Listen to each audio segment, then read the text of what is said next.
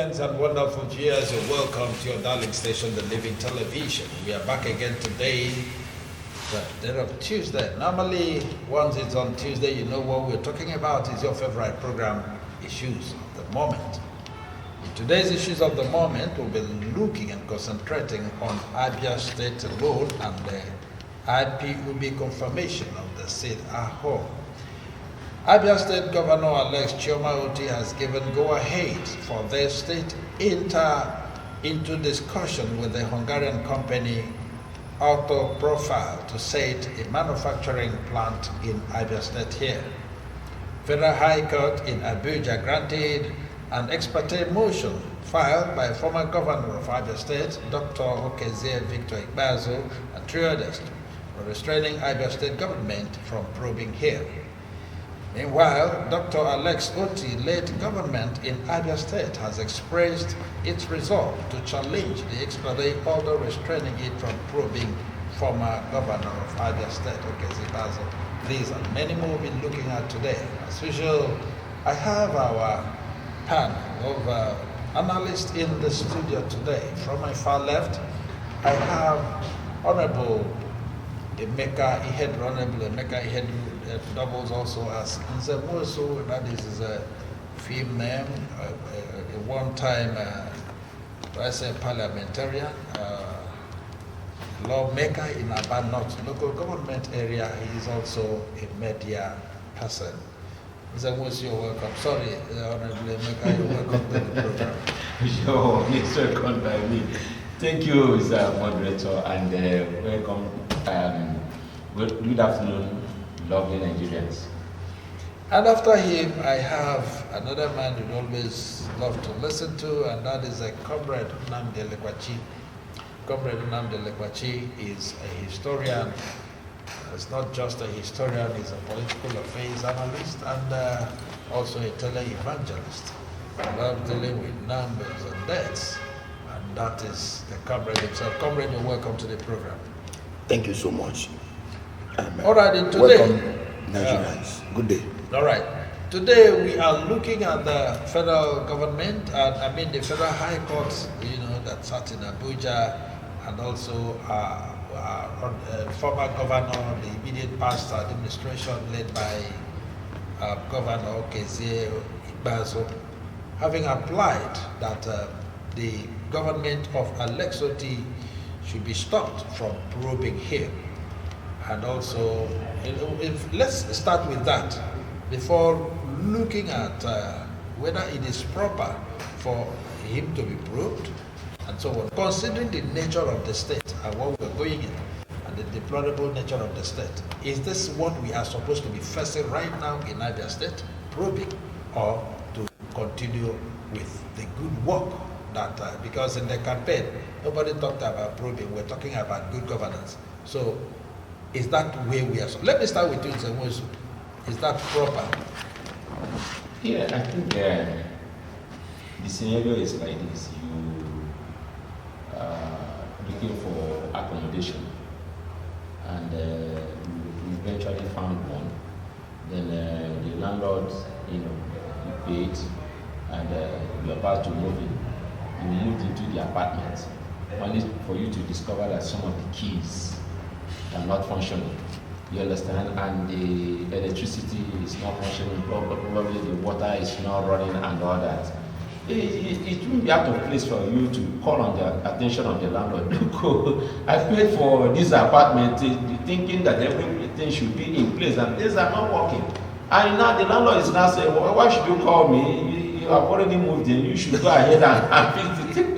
That's the scenario here. So it doesn't connect at all. So the thing is this, if the landlord, like the scenario I'm trying to be, if the landlord feels that he has no skeleton in his cupboard, she says, oh, please, I'm sorry, I never knew that the people I contracted to get all these things done before you moved in didn't do a good job. So let me come back and fix it. Or otherwise, I have used the money.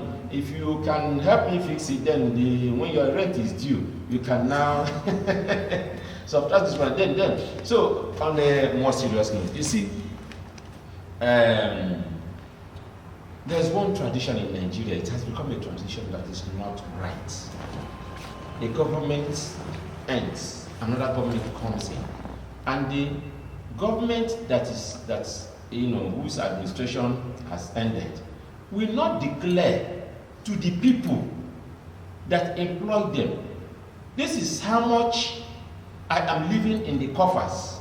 For the avoidance of that, for crying out loud, this is public money. You should say, when I came in, I met, XYZ, and when I'm now going out, this is what I am leaving to my successor.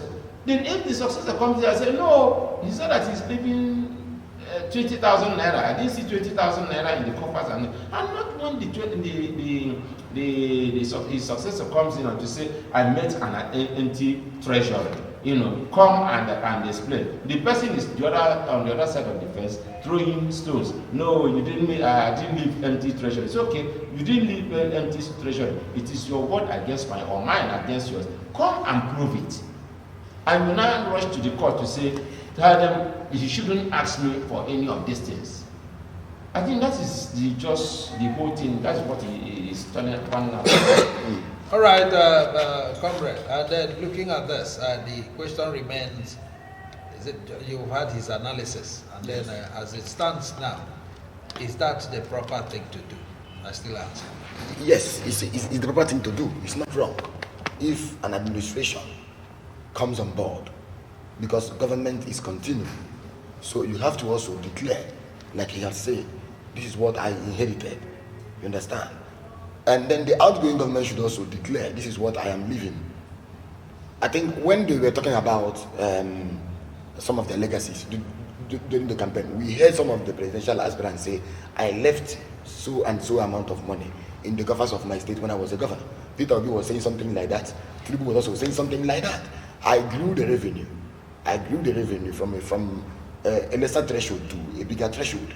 So if at all, my own understanding is that something is amiss, or let me say, there are leakages to plug, any well-meaning government must interrogate that and make findings public. But it is only in Nigeria where you have systemic and massive corruption that leaders try to shape themselves. And I will give you an example. I think in 2009 or 2010, Peter Odele got perpetual injunction. Yes. Stopping the EFCC and other security agencies from trying it. What is the meaning of that? Something is what's the meaning of that?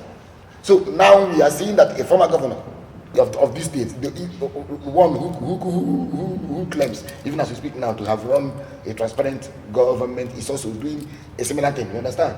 Using the courts to stop. Why will you stop your own trial? Is there something you have in the cupboard? So to me, I can't expect a spade. But my own understanding is that this should not also bring about diversionary politics. The governor must focus the job at hand. Make sure that Abia is delivered like he has promised during the campaign. But if there are questions that need to be asked, interventions that need to be made, let us see them happen. Thank you. All right, let me come back to you again, Honorable. And then, talking about this, and then Abians, if you can set your mind back on what happened on the day Alex Chiomoti was announced as the new governor of Abia State.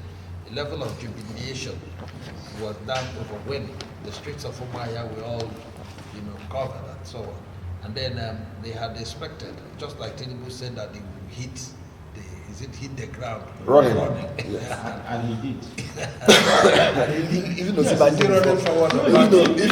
just said it before. No, he did by breaking the law. Okay, yes. It's all right. Now, is this the expectation of the Abians? Because I think, just like what happened in Imo State, a lot of people blamed Emeka Ihedioha, head of Imo State. Instead of hitting the ground, get things going. And then gradually you can now come back to all these things. Yeah. As we speak now, the salaries that we promised, both pensioners and so on, only very few have gotten theirs. So what do you think? Yeah, but he has not told us that there are no monies to pay the salaries. No, he has not said Yes, he has not said so. But the only thing is that he is trying to say, who am I paying? Who are the legitimate workers? You understand? He does not want to pay willy-willy workers. He wants to plug the holes, those leakages. You understand?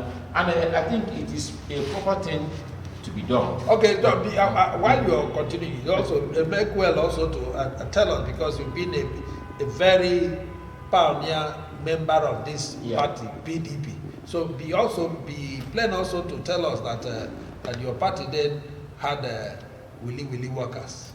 No, the thing is that my party had its or her own employees. Okay. You understand? As a party, as PDP. But I'm talking now about governance. It's a different thing. You understand? But PDP governed now last. No, PDP governed. Those ghost workers, those willy workers, who only God knows how long they have existed. Okay. You understand? It is not necessarily, it does not necessarily mean that it was, they were employed or, by the Okezie administration. But the point I'm trying to make, no matter how long they have existed, let me tell us what happened in the local government system. Most of them, I can tell you about 60% of the workers are willy. Some of them are holding up about 3 jobs. Some of them are working and they are still trading in the market. When it is time for biometrics, they just go there and thumbprint. And from the information I gathered, the way this administration, that's the SSA administration, is going about it, is even the wrong way. The thing is that I heard that the verification is taking place online.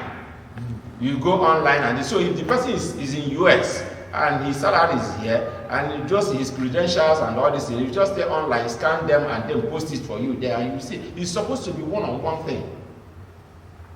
Operation show your presence.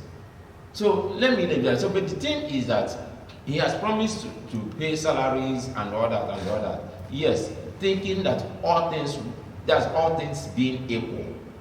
But he had gotten there and discovered that, this one is not there. Let me try to get this thing right. Let me fix it once and for all, so that we pay for those who have worked, and not those who are either traders or have traveled abroad. As I said to you now, I know there are some people I know that have traveled out of the shores of this country, but they are still receiving their salaries. Well, you've been in the local government system, so you should know that. Yeah, I know. That's why we should be now. Yes, I'm talking out of experience.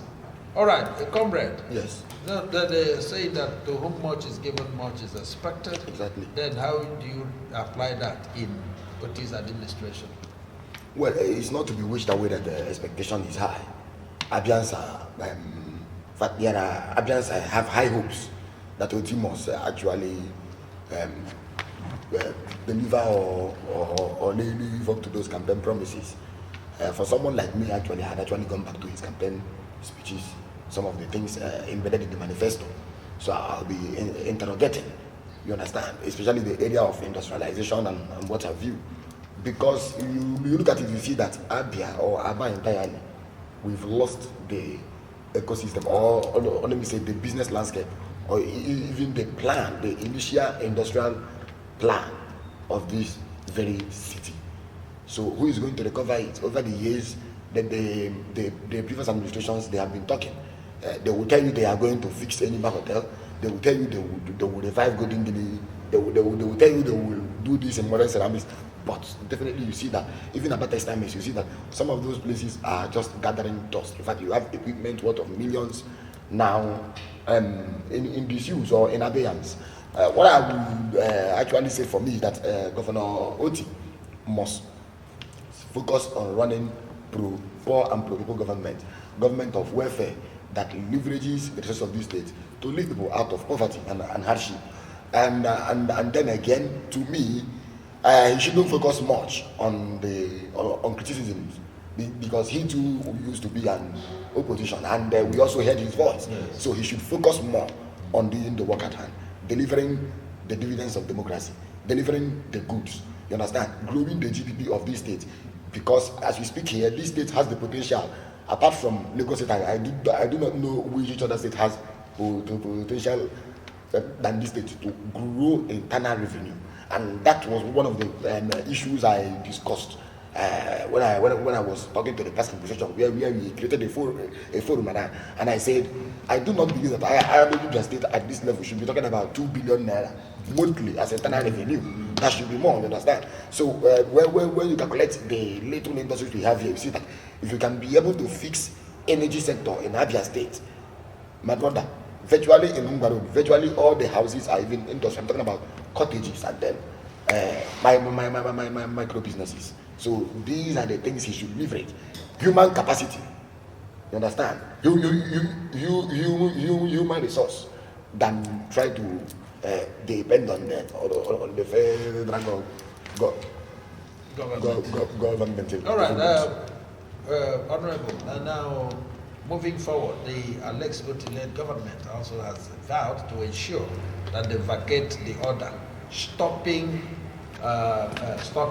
his administration from probing Okezie Ikpeazu-led administration. And then, do you think it is also proper, instead of continuing the work, since the court had already stopped that, and then talking about this, mind you, the money, both stopping this order, it is also from Abia Post. Yeah, let me paint another scenario. You see, when you say, they say that the police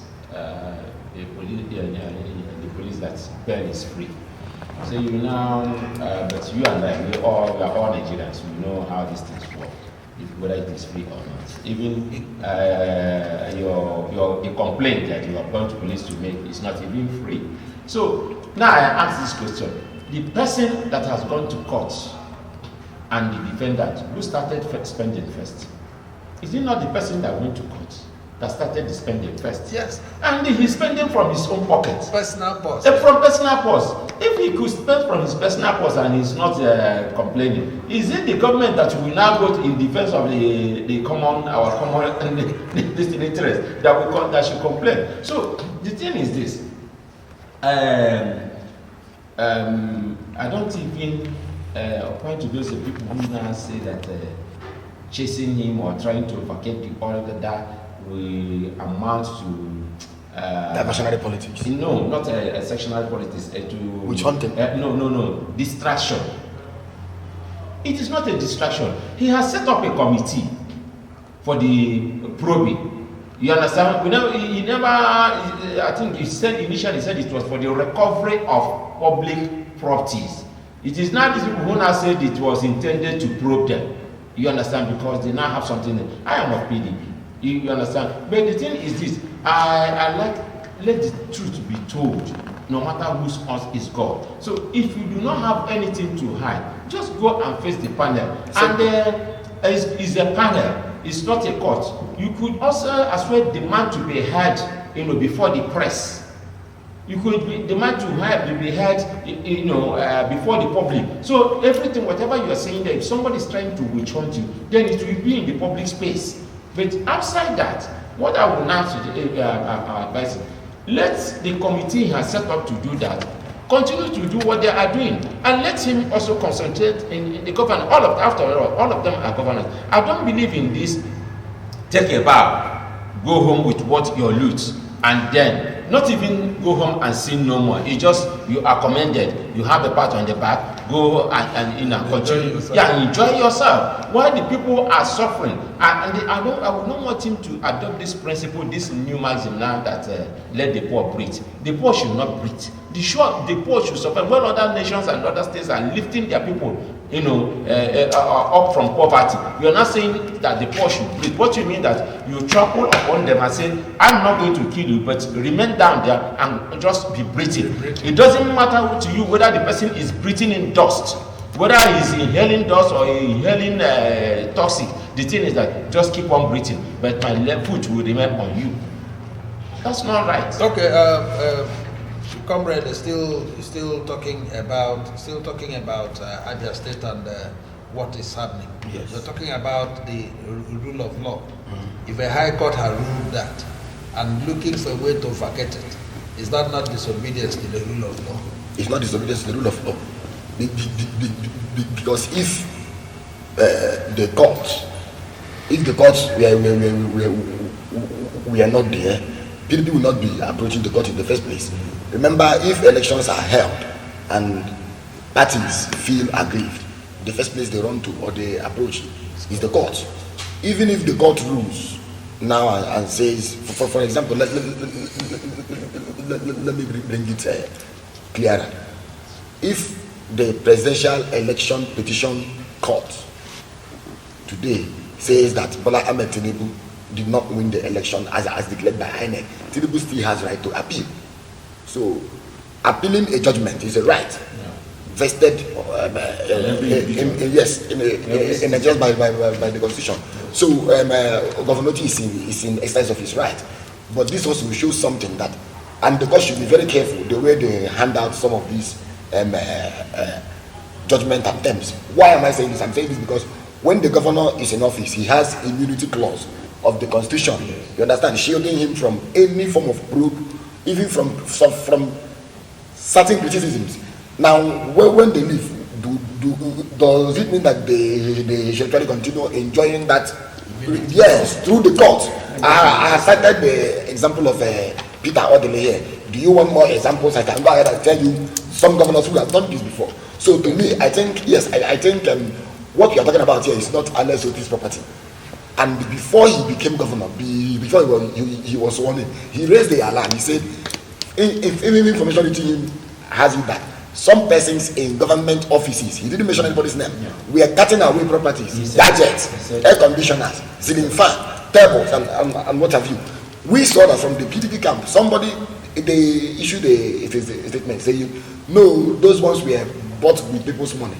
So you were employed as either a commissioner or yes, you now went to buy gadget.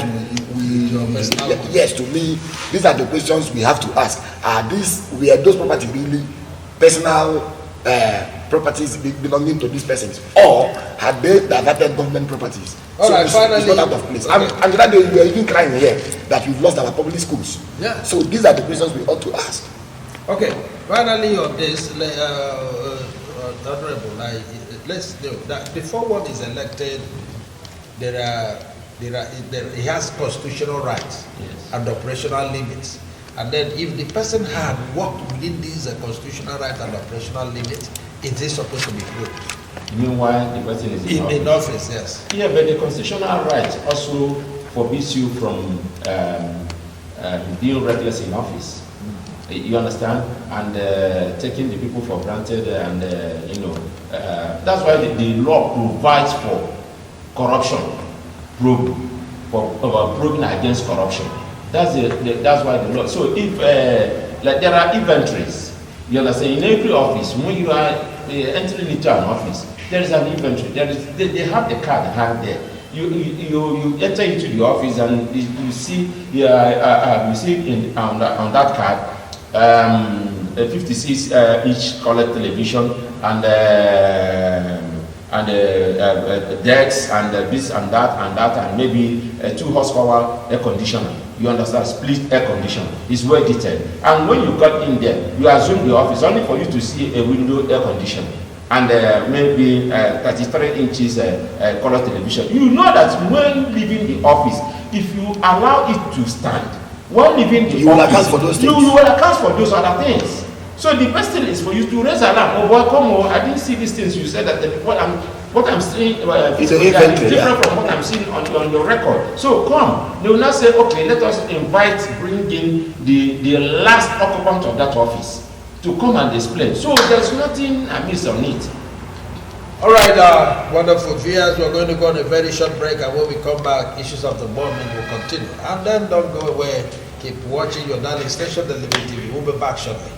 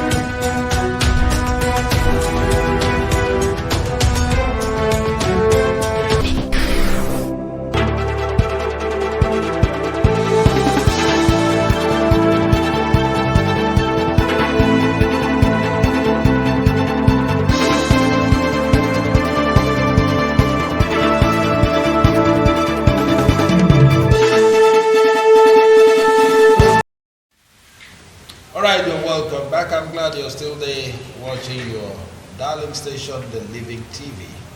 It's still your favorite program, Issues of the Moment. Moving on, the Abia State Governor, Dr. Alex Chioma Oti, has given a go-ahead order for the state to enter into a discussion with a Hungarian company, Otto Profile, to set a manufacturing plant in the state. I will want to start with you, Comrade Namdi. Now, talking about setting up a new plant when there are moribund companies already in Abia State. We have Abatex, we have a textile mill, we have an international equitable, and then and so even the Nyimba Hotel, the international glass industry over there. And these are supposed to be multinational and multi-million companies that will accommodate a lot of our teaming graduates that are scattered here and there. Yes. And then talking about the new one that you're going to start all over again. How do you look at this? I don't see anything wrong in starting a new industry where the state government will have share in the equity or in the stock. When you mentioned the International Equitable Association, you also mentioned the yes, you see that apart from the Abatex and the Enimba Hotel, I do not know which of those investments the government of Abia State has shares or control shares to the extent that it can leverage to say we are growing our GDP. You understand? Those are just MNCs, multinational corporations owned by international companies or foreign firms. You understand?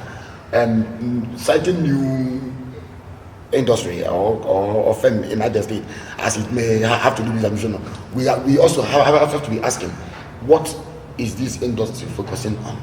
You understand? And how will they operate in this climate or in this environment without undermining the environment? It's also important to ask that question going forward. Now, what will their output be? What will it yield in terms of Abia GDP?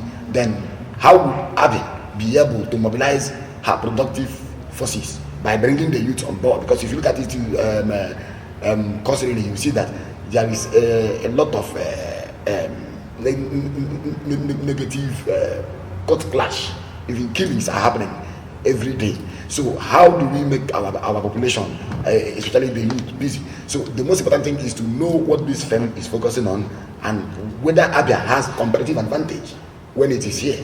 Because you cannot tell me that you are building veterinary here. And if I say veterinary, I mean the place where you dye skins. Those ones are for those in Kano. You understand? And you can't tell me you are building. There are certain things you are not supposed to be building here. So we also have to look at the competitive advantage of Abia, whether those things are suitable. Okay, Comrade, Honorable, you heard what Comrade said. I'm talking about this Enyimba Hotel International Glass Industry, and then Abatex, and they say they prefers there is nothing wrong with the new one, and talking about rehabilitating or rebuilding the old ones.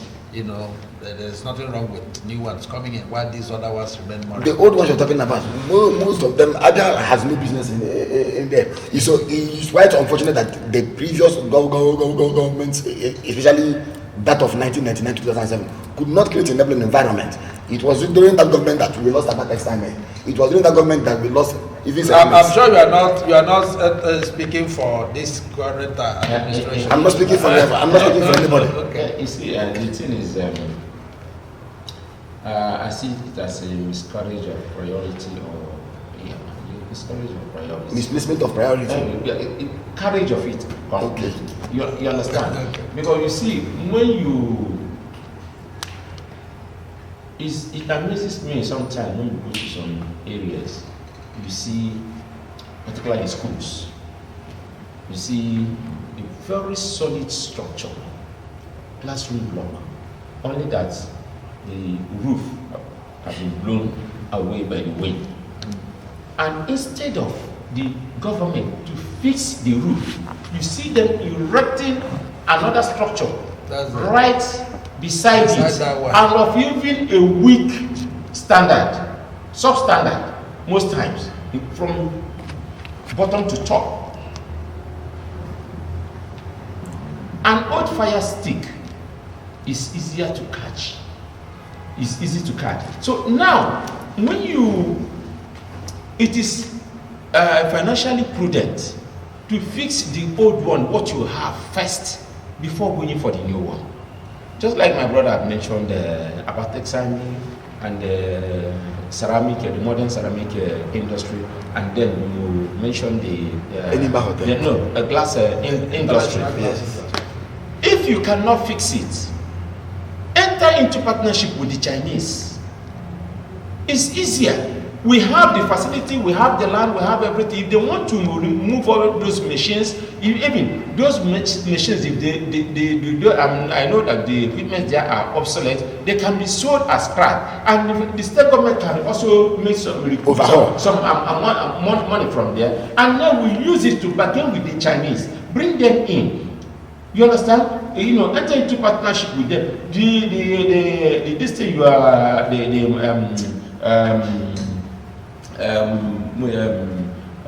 internally generated revenue you are talking about. The state government will now have equity share in that company. You understand? Yeah. And they will come, even if they are going to lease it for 10 years or 20 years, but our people will be employed, and the machine, the companies will start working. The modern ceramic industry, the Chinese, I'm sure they will be interested in. So why go for new ones? Let us get these old ones, the old ones we have, up and running, and you create job opportunity. Why this other one? The time it will take for these people to do their feasibility studies and all that, and then hit the ground running before the machine, before the might even outlive this administration. Exactly. So why not start with these ones first? That is the wisest thing anybody can think of. But the thing is that the problem with most of our administrators, they want to do, I laid the foundation of this thing, and I commissioned it. Yes. That's just the thing. Yeah. All right, comrade. Yes. Just like what the Honorable said last, talking about government being a continuum. How is government a continuum when you cannot continue from where the past administration started? And then, for instance, that international glass industry, before it was cited there, they checked the standard and said it is the best. Yes. For these whisk creams and so on. Yes. That is everything glass. Yes, and then glass. they say even the sands from the river. Yes. Actually is the best. Yes, and nothing has been done up till now. To build glass. I don't know if you have taken your time to go around there. In fact, if you have seen the structure, if this administration, both this administration wants to gain the heart of the people, these are the projects that are very key.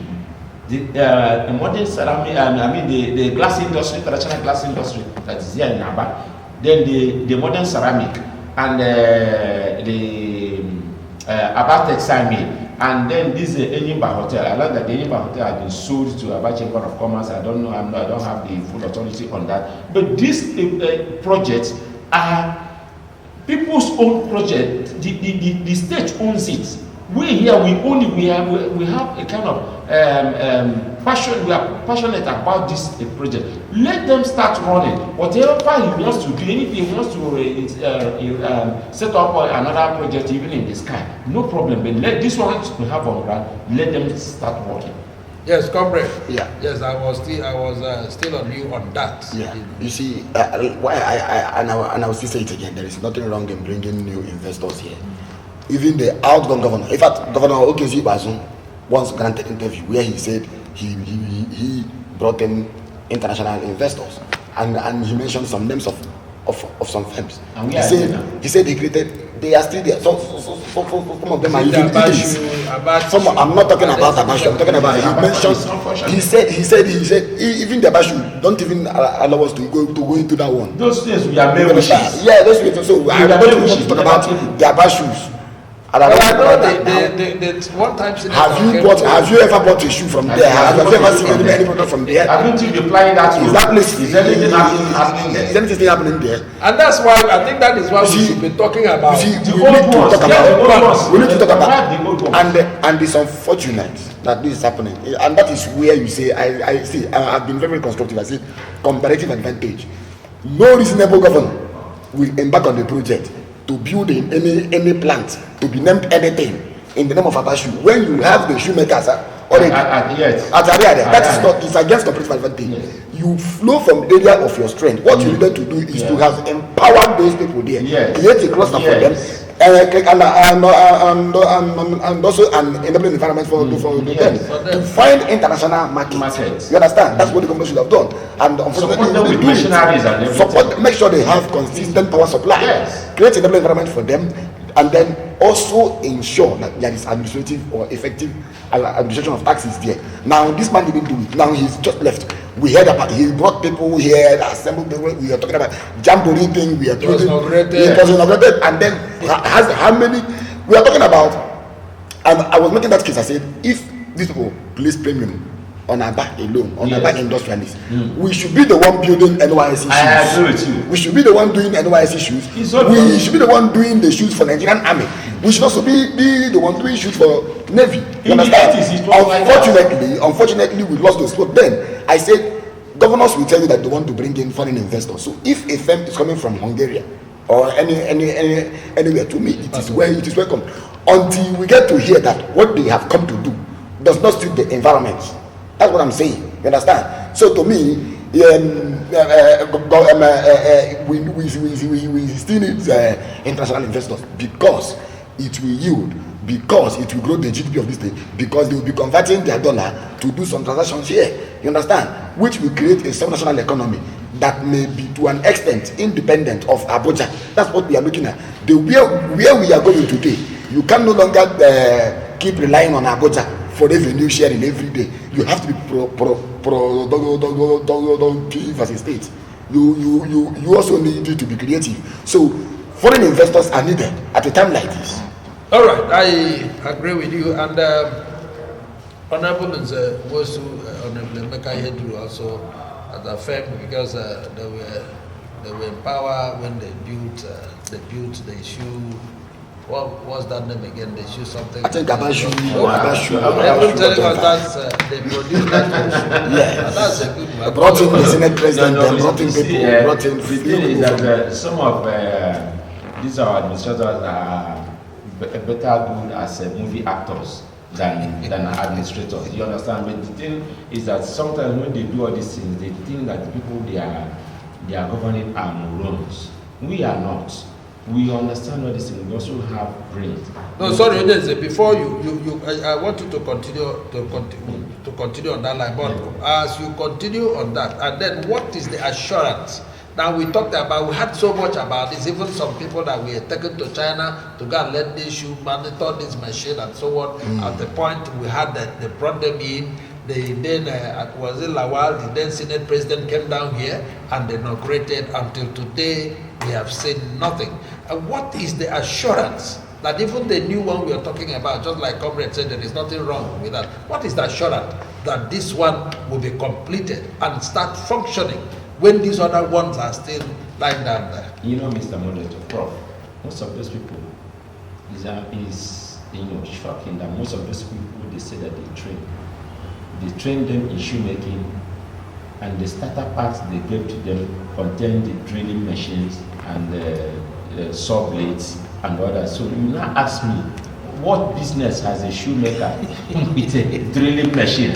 You understand? Okay, and the starter parts they gave them. The starter parts they gave to them. And you're talking about misplacement or miscarriage. As I said, the miscarriage is not misplacement. You understand? So, now the thing is this. Please, Governor Lexoti, if you want to be sincere with us and honest with us, fix about textile mill. It is cheaper. It is cheaper. Just go out there, negotiate with Chinese. They will be so glad to come Enter into agreements with them and make it public, like you have assured us that whatever thing you are going to do, you make it public. Make it public.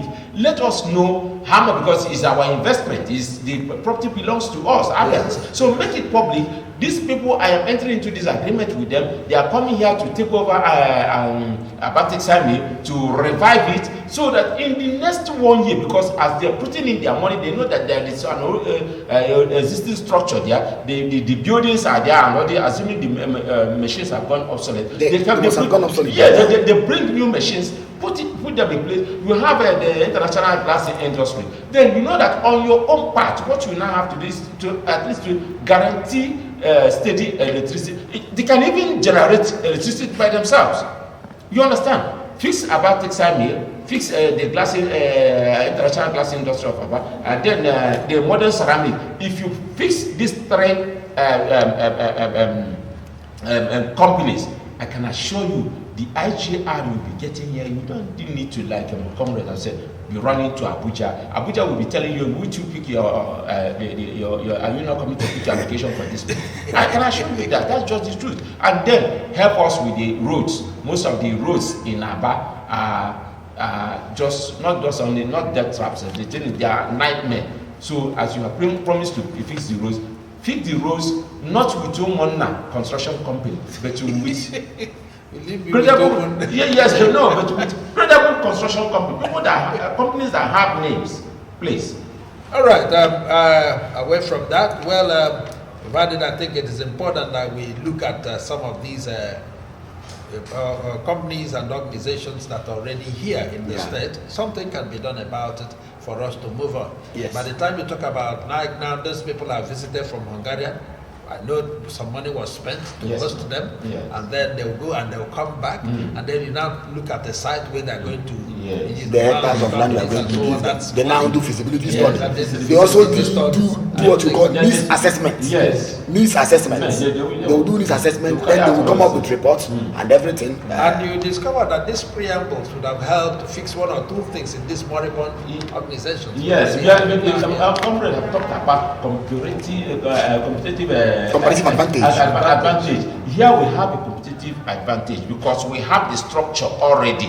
Just come and look at what we have and take off from there. We are overhauling or we are. You understand? And take off from there. So we have this competitive advantage. But this other one that is a new one, we are wooing them. You understand? Come and they will now have to say, okay, you have to sponsor our trip. We have to come and take feasibility studies and do the market survey and all that.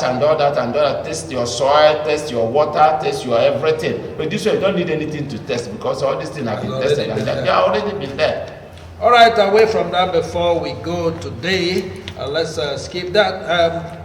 Last week, the president of this great nation, Nigeria, wrote to the Senate concerning asking for permission for our soldiers to intervene in what is happening in the Niger Republic.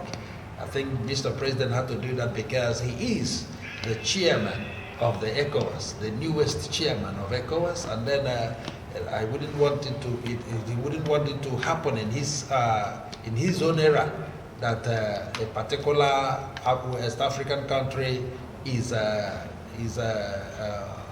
being militarized. And that is why he wants war, with them, to war with them. And as small as Nigeria is, that's some of us who have not been there, that's what we think. And then we thought every other person had believed they were going to budge, but nothing like that happened. Instead, they're ready, they're getting ready. They are mobilizing. They are mobilizing. For the build-up. Doing their press up, waiting for Nigerians to come on. Come and let me start with you on that. You see, let me begin. Honorable has always been painting scenery. let me begin with this. It's something we are all familiar with. Shakespeare, William Shakespeare, the Elizabethan writer. He wrote the book called Henry IV. So when King Henry was about dying, he had a son. He was aware that the son lacks statesmanship, cannot rule England or his kingdom. So he told the son, busy giddy minds with foreign quarrels. That's busy giddy minds with foreign quarrels. many scholars, many aficionados believes that President Bola Ahmed Tinubu, faced with challenges at the domestic front, the subsidy regime, the court issues, and many other problems, is trying to divert Nigeria's attention. Remember, when he became the chairman of ECOWAS at Guinea-Bissau, he issued a threat. He read Coupist, the Riot Act. He said, enough is enough. Hardly had he returned here than a coup happened in the neighboring Niger. But there is something we have to look at. One is history. When I say history, I say, do you know that declaring war or trying to bring the Senate to levy war against Niger was never supposed to be the first option ECOWAS was actually supposed to tender? It has gone back. You understand? Just like a spilled oil or milk. What you need to do is to manage the situation, not to try to do what wars need. Now, I will tell you this: there are about 300,000 Nigerians in Niger, displaced Nigerians who fled from Borno, Yobe, and other neighboring states, including Katsina State, who fled from there to there. Now, there are families. You understand? In the likelihood of any violence or any hostility or any tension escalation, there are families you are going to tear apart. There are Nigerians who are married to Nigerian husbands, whose families are both ways. Now, this place, Nigeria, not east of Nigeria today, Niger, Chad, and part of Cameroon, they used to be the Kanem Borno Empire. And their culture, they still have that pre-existing culture existing there, that they still intermarry, they still carry cross-border trade. So you should actually be talking about that. Now, it's just like Nigeria saying we are going to attack the Benin Republic. Will Bola Ahmed Tinubu attack the Benin Republic, where you have the Yoruba and the Badagry axis, where you also have the Ewe? Both are in Nigeria. So he failed to look at this, and then ECOWAS should be asking itself questions. It was founded in 1975 by military people, by Gowon and the Yadema. Now we are seeing that ECOWAS has not been able to save African countries that are still tied to French economies. As I speak to you now, the budget of countries like the Niger we're talking about, Mali and rest of them, their budget must get a level of approval from France, from Bank of France. So what has ECOWAS as a community, as a business community that says economic integration of the sub-region, what has it achieved? It has not been able to create the so-called eco-dollar. So although it's being seen as the most organized supranational arrangement in Africa, but ECOWAS should begin to build stronger institutions. ECOWAS monitored the election of 2023. Where is their report? In Nigeria. So they should begin to focus on more important things than just try to dabble in politics that has to do with it. I am not for coup, but what I'm trying to say here, the first option should not have been a kinetic approach. It should have been non-kinetic approach. Open negotiation with them. Let them have agreement, like the one of the Gambia, Jamaica. They gave him soft landing. They even told him, come and take asylum in Senegal or in any of the countries you like. The man refused. That was when war became inevitable. But not in this instance. When coup happened, already you are reading the Riot Act, already you are mobilizing, already you are building, you are doing at a time when your economy is overstretched, and then you're also dealing with Boko Haram, which even Niger is helping you to fight. All right, that's it. Honorable, just before we go, looking at this, and then I also want to see this as a nascent administration of Mr. President Bola Ahmed Tinubu, and coupled with the crisis, some of the policies, has plundered Nigerians into, and then talking about going to war, and then with even writing a down letter seeking for approval, which means he had already made up his mind to war, with for the Nigerians to war, against the Niger Republic. Then with what is happening, the resident doctors, as we speak now, are still threatening to go on their demonstrations and strike. And then we saw how the NLC called off, tears and so on, but yet still lamenting on the hardship. So, what's your take on all this? Yeah, the thing is that anybody that has been putting the political history of Ahmed Tinubu, we know that he's not going to be anywhere. All these things are drama. No, he's drama. He's not going to any war. Writing to the National Assembly is just part of the script. Even Abio, being the Senate, also knows that they were not going to any war. It's just to make sure, you understand, and then divert the attention of Nigerians and divert the attention of judiciary in particular from doing what is right. So that, because before now, Nigerians have been busy expecting the judiciary to come up with something and then drop this thing and give judgment. So he now wants to push the attention of judiciary, the Nigerians away from him and put up the pressure from the judiciary and focus it, keep us busy with war in Niger. He's not going to any war. He never intended to go to war at all. He just, no, but that is the truth. Because assuming the are you also aligning yourself with what Comrade said, and also some of the national commentators who said he's just looking for a way to declare a state of emergency here? I'm not in support of that state of emergency, but I'm just trying to tell you that now, if assuming the National Assembly, the Senate had granted him that permission, he will still have to run to China to borrow money to execute the war, and we will still come to the National Assembly again to say, give me so amount of money to enable me to execute this war. So he knew that it was not possible. So he was not going to fight any war in the first place. So which military was he going to mobilize? You understand? So the military that is resting. You understand? So everybody is crying of hunger. Nobody is free from the excruciating pains that the oil subsidy has brought upon the people. Remember, I said initially at the beginning of this program that he hits the ground running by breaking the law. Yeah, you said so. Now, how did he break the law? The appropriation is an act of the National Assembly, which is a law, isn't it? Yeah. So, and that act provides that the oil subsidy should end in June, the end of June. So he now ended it on the 29th of May. Isn't that a breach of the law? So the thing now is that, look at why is it that the Nigerian military junta is fighting back? The thing that they know that this man was declared, even though he didn't win the election. They know the circumstances that brought him into office was flawed.